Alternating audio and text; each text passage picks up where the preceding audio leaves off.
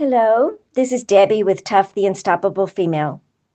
We are all mourning a great woman, Dr. Jane Goodall, for her incredible work with her chimpanzee family and her belief that Mother Earth deserves to be fought for with her climate activism. The saying is, a picture is worth 1,000 words. Every picture of Jane Goodall shows kindness, inner peace with herself and all her surroundings, deep love of animals and Mother Earth, and her sweet, quiet nature when she speaks. Let us learn from this amazing human being. Here's an interview from a British Columbia wildlife biologist of the legacy of Jane Goodall. I know this is emotional news to hear today. Can you tell me a little bit about what Jane Goodall did mean to you? Jane Goodall just opened the door to my entire life, because when I was a young girl, there were no woman scientist models except Madame Curie, who I didn't want to be. And so when I saw her on the cover of National Geographic, I realized that all the passions and interests that I had in animals and in protecting animals could be the life of an adult. And so that was absolutely huge. And I have looked to her words for solace and guidance my entire life.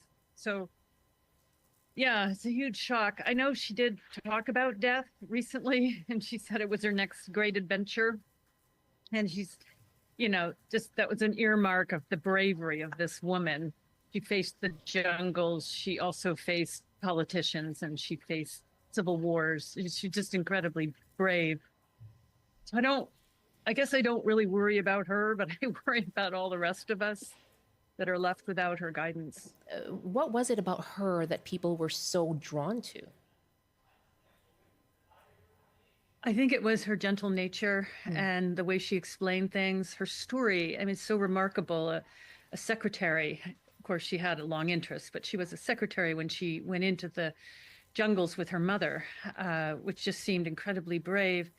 And then, she made the huge sacrifice of leaving the jungles so that she could advocate for the animals that she had come to know, the ones you mentioned, Flo and Flint and Fifi, because she knew who they were, and she knew they needed better.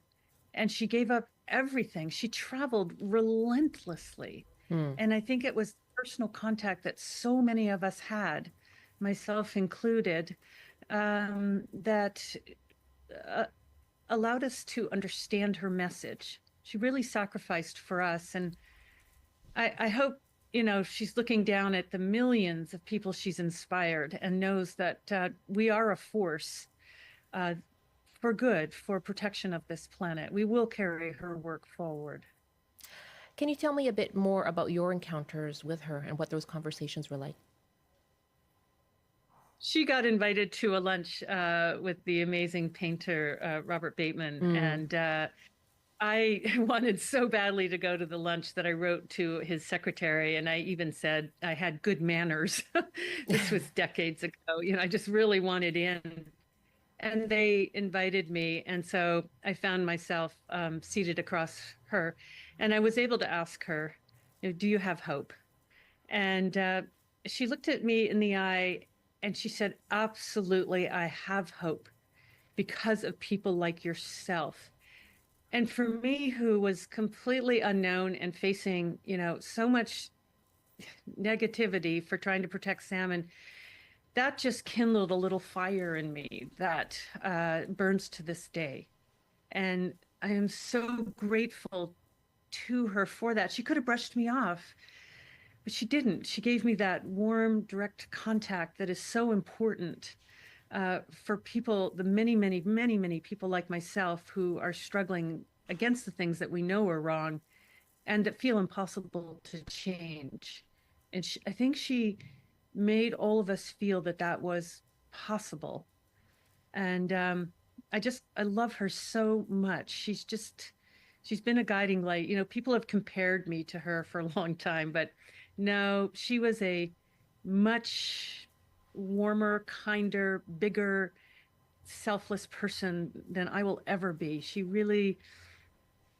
remarkable that we got to spend 91 years with her on this planet. And I thank her for that.